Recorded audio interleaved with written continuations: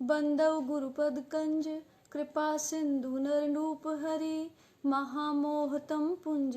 जासु वचन रवि कर निकर। रामाय रामभद्राय रामचंद्राय वेदसे रघुनाथाय नाथाय सीताय पते नमः।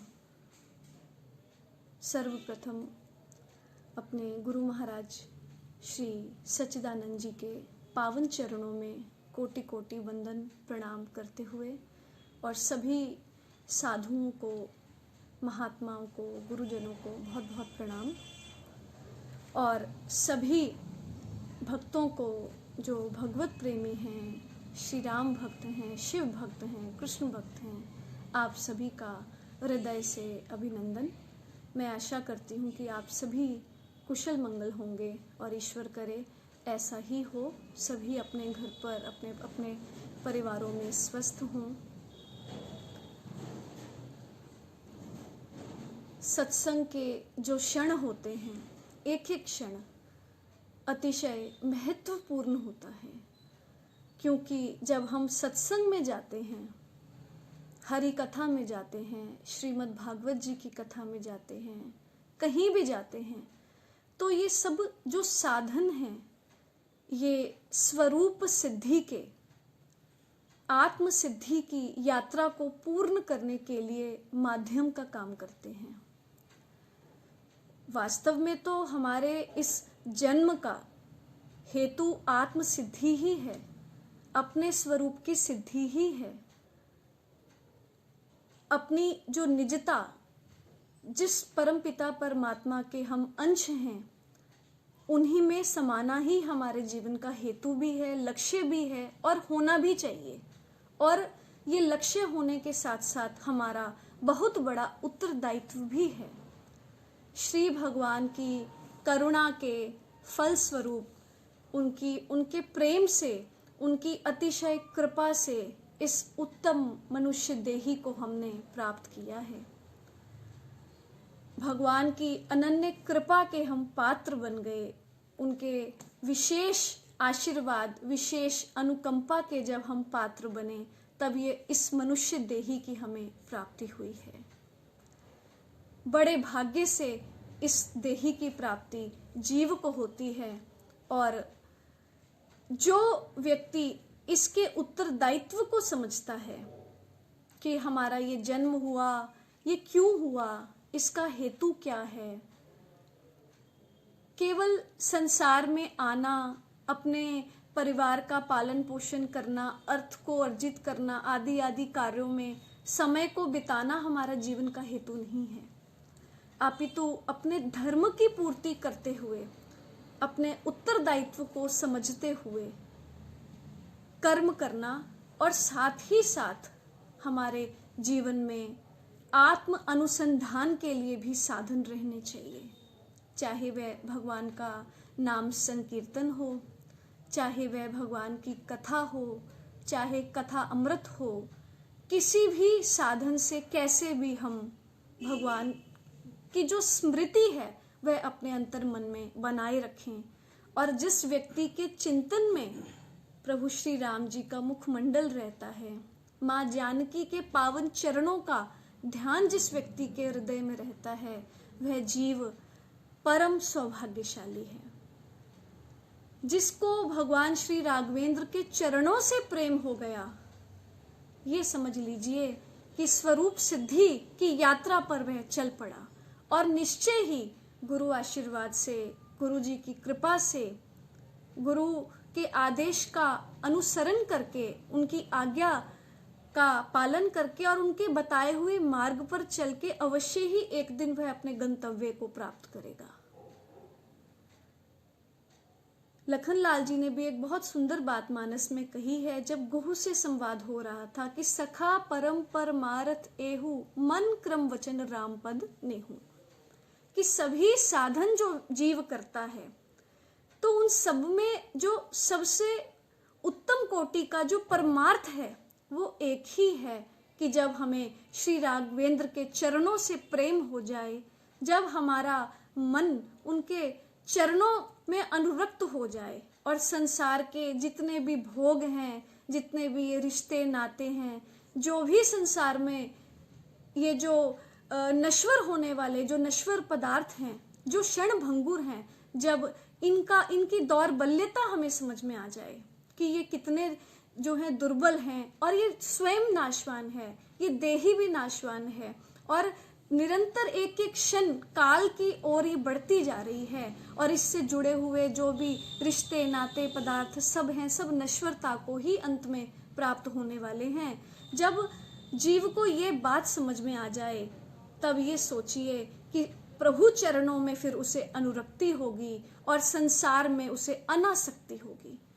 संसार से फिर वह संसार में रह कर के भी संसार में नहीं रहेगा, संसार उसके भीतर भी वास नहीं करेगा, उसके भीतर उसके मन में कोई भी सांसारिक कामना नहीं रहेगी, उसे तो फिर राम रस अच्छा लगेगा। परंतु ये सब ऐसी उत्तम कोटि की अवस्था को प्राप्त कैसे किया जाए, ये बहुत बड़ा प्रश्न एक है। और मैंने अपने गुरुदेव महाराज से एक बार पूछा कि महाराज, आपके बताए हुए मार्ग को और साधन को हम लोग फॉलो करते हैं, अनुसरण करते हैं, तो हम ऐसी स्थिति में कैसे पहुंचें कि हमारा ये जीवन जो हमें मनुष्य जीवन मिला और श्री हरि की कृपा से आप जैसे परम पूज्य ब्रह्मवेता स्वरूप सिद्ध गुरु की प्राप्ति मुझे जीवन में हुई है, तो मैं यही चाहती हूँ कि ये जो मेरा ये जो जीवन मुझे मिला है ये बस अंतिम ही हो, इसके बाद मुझे कोई जीवन कभी किसी माता के उदर में ना जाना पड़े। ये व्यक्तिगत आपको मैं अपना अनुभव बता रही हूँ। मैंने एक बार पूछा अपने गुरु महाराज से, तो उन्होंने मुझे यही कहा कि जब भी हम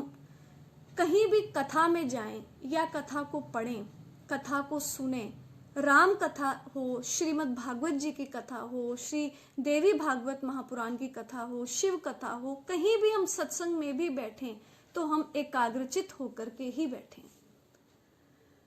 हमारा जीवन का हर क्षण हर पल नाममय, राममय, शिवमय, कृष्णमय हो। हमारी स्मृति अपने कार्यों को करते हुए भी राम चरणों में रहे, निरंतर हमारी जिह्वा पर राम नाम हो। तो जब ऐसे साधन हम अपने जीवन में करेंगे तो अवश्य ही हम प्रभु में एकाकार एक दिन होंगे। तो एक बात उन्होंने और बहुत महत्वपूर्ण मुझे बताई कि जब हम कहीं भी सत्संग में बैठें तो हमारा जो श्रवण हो, जो हम सुने जब कथा को, तो हम एकाग्रचित होकर के सुने, हम वेल कॉन्सेंट्रेटेड हों कि जहां हम बैठे हैं हमारा मन संसार में इधर उधर ना भटके, कथा प्रसंगों पर हम कंसंट्रेट करते हुए और उसके मर्म को, उसके तत्व को समझने का प्रयास करें। ऐसा एक बहुत सुंदर उल्लेख श्रीमद् भागवतम जी में भी आता है, जिस समय धुंधकारी को प्रेत योनि से मुक्त करवाने के लिए गोकर्ण जी महाराज के द्वारा श्रीमद् भागवत जी की कथा अमृत का अनुष्ठान जब किया गया, तो जब कथा का विश्राम हुआ तो उसके बाद जब विष्णु पार्षद श्री गोकर्ण जी के समक्ष प्रकट हुए और धुंधकारी को, जो कि प्रेत योनि से मुक्त हो गया, जिसने दिव्य स्वरूप धारण कर लिया, जब उसको लेने के लिए आए तो गोकर्ण जी ने उनसे कुछ संवाद किया और पूछा कि हे, आप विष्णु पार्षद हैं, आप तो हरि भक्त हैं, हरि प्रिय हैं आपको और आप उनको प्रिय हैं, आप मुझे एक प्रश्न का उत्तर देंगे? तो उन्होंने कहा पूछिए। तो उन्होंने कहा, गोकर्ण जी कहने लगे कि महाराज, हमारे यहाँ पर बहुत पावन हृदय से सबने कथा को सुना है, तो आप केवल एक ही विमान लाए हैं, आप बहुत से विमान क्यों नहीं लाए सभी भक्तों के लिए? तो विष्णु पार्षदों ने उस समय उनको उत्तर दिया कि ये जो कथा श्रवण सबने की, इस बात से हम पूर्णतः सहमत हैं और इस बात को जानते भी हैं, परंतु श्रवण का भेद होने के कारण फल का भेद पड़ गया। तो गोकर्ण जी ने कहा, वह कैसे? तो उन्होंने बताया कि जिस प्रकार से धुंधकारी ने एकाग्रचित होकर के, जिस प्रकार से मनन चिंतन कथा प्रसंगों का किया, निराहार वह रहा और जब वह कथा सुनता तो पूर्णतः प्रेत योनि में रह करके भी वह पूर्ण रूप से समर्पित था और कथा में एकाग्रचित था और मनन चिंतन प्रसंगों को बार बार अपने मन में वह करता रहा। उसका फल क्या हुआ कि आज ये प्रेत योनि से मुक्त होकर के दिव्य स्वरूप को इसने प्राप्त किया है। तो ऐसा फल का जो भेद हुआ है बाकी सबके साथ, उसका कारण श्रवण का भेद। तो ये एक बहुत बड़ा शिक्षा का हमें एक शिक्षा मिलती है इस प्रसंग से कि जब भी हम कथा में, सत्संग में कहीं भी जाएं, तब हमारी जो कंसंट्रेशन है, हमारा जो मन है, वह पूर्णतः कथा में ही हो। हम कोई भी ऐसी एक्टिविटी ना करें जिससे कि हमारी कंसंट्रेशन बिगड़े और कोई भी सावधान ना रहने के कारण कोई ऐसी बहुमूल्य बात से हम जो है वंचित रह जाएं, ऐसा ना हो। ज्ञान की जो सूक्तियां होती हैं, ज्ञान के जो आधार होता है, उस श्रवण को ही ज्ञान का आधार भी कहा जाता है। जब हम कथा को सुनते हैं, हमारे कर्ण रंध्रों से वह हमारे हृदय में जाकर के स्थित होती है।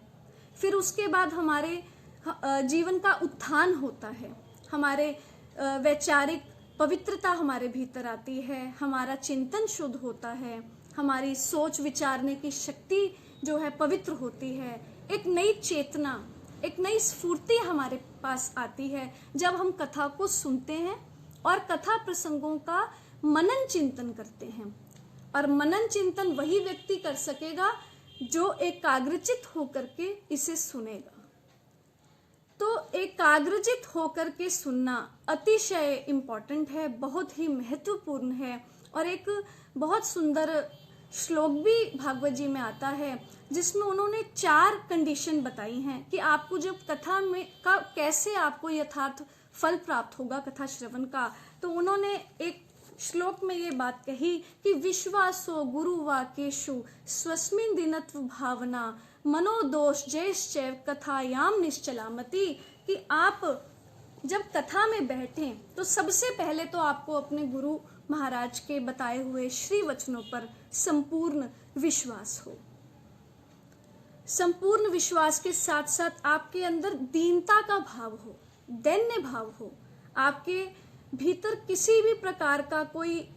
क्रोध का, ईर्ष्या आदि का शोर ना हो। आप बिल्कुल शांतचित होकर के और एकाग्रचित होकर के और मन में आने वाले विकारों को जीतने का प्रयास करते हुए और कथायाम निश्चलामति और निश्चल मन से आप जब कथा को श्रवण करेंगे तभी आपको श्रवण का यथार्थ फल प्राप्त होगा। अगर आपका मन संसार में या कहीं इधर उधर भटकता रहेगा तो आपके भीतर फिर वह युक्ति बैठेगी नहीं, क्योंकि कथा से हमें ज्ञान का बोध होता है,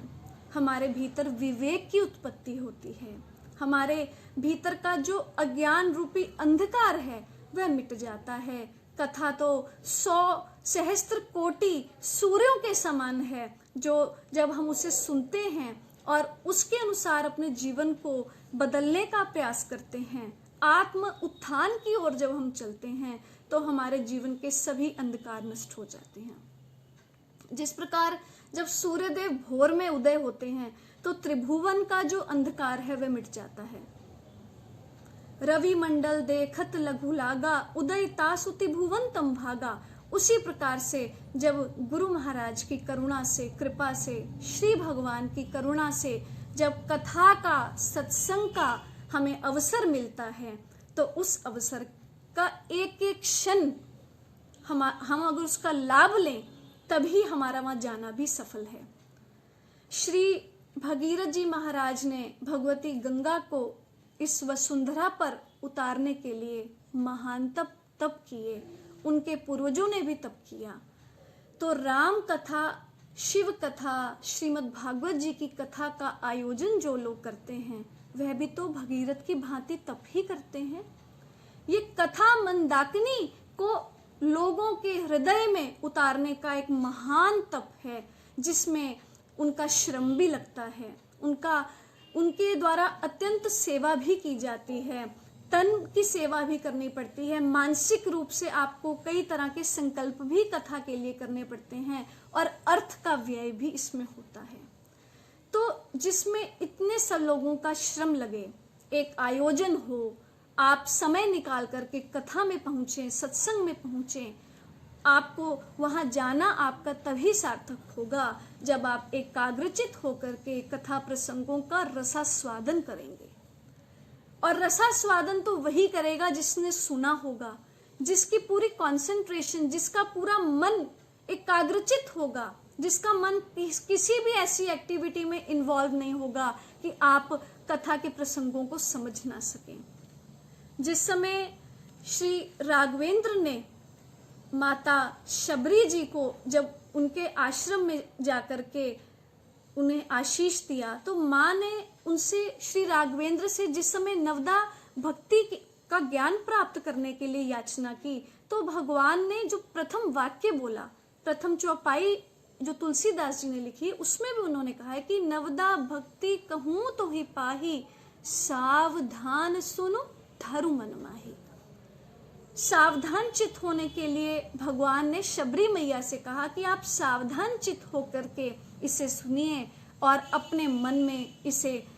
समझिए, इसका मनन कीजिए, इसका चिंतन कीजिए और अपने हृदय में इस ज्ञान को समेट लीजिए। पर समेट तो वही सकेगा जो सावधान चित होकर के सुनता होगा।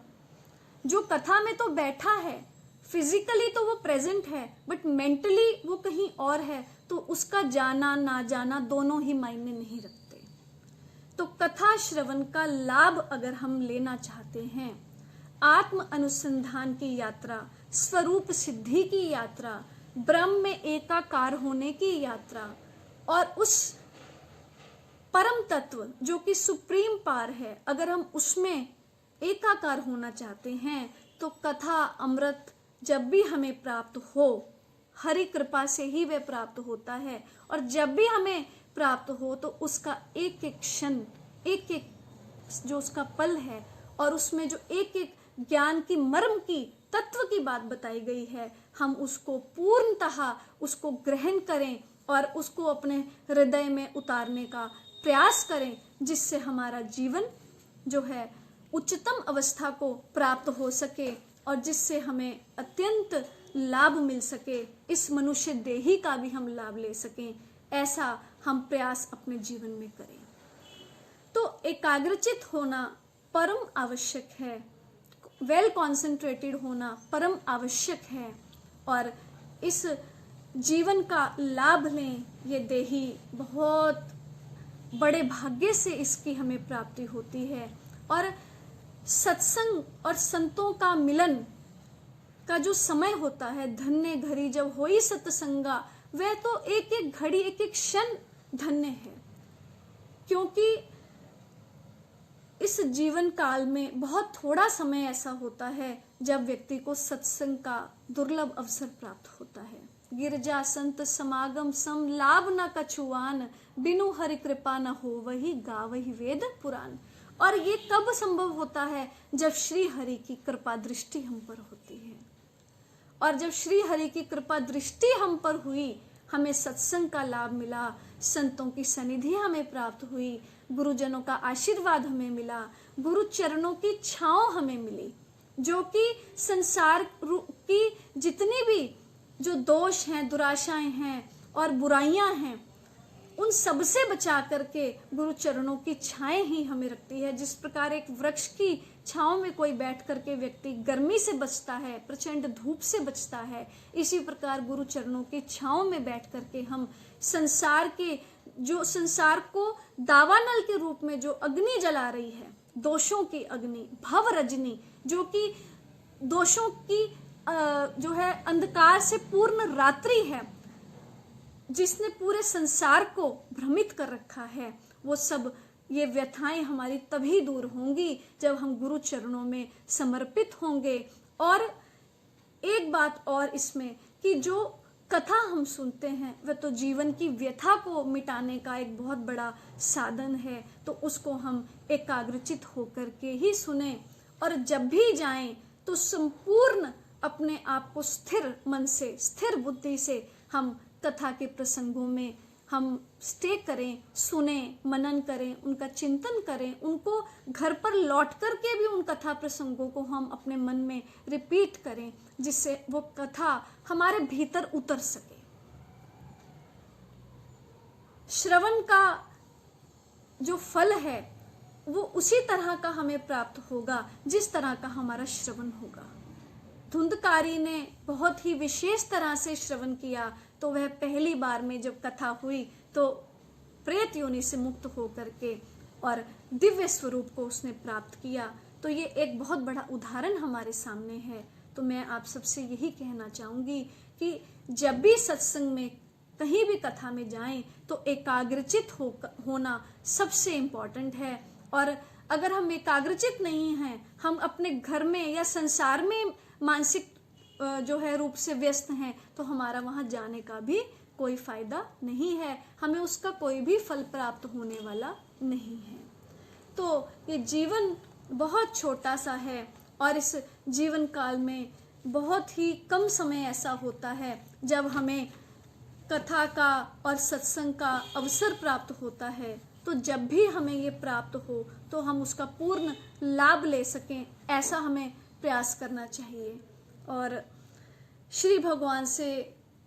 सदैव सदैव यही हम प्रार्थना करें, हे प्रभु, आपकी कथा का, आपके भक्ति का, आपके नाम संकीर्तन का हमें सदैव अवसर प्राप्त होता रहे। और इसमें एक बात मैं और कहना चाहूंगी कि ये जो कथा है ये कोई मनोरंजन का साधन नहीं है, ये तो आपको ब्रह्म तत्व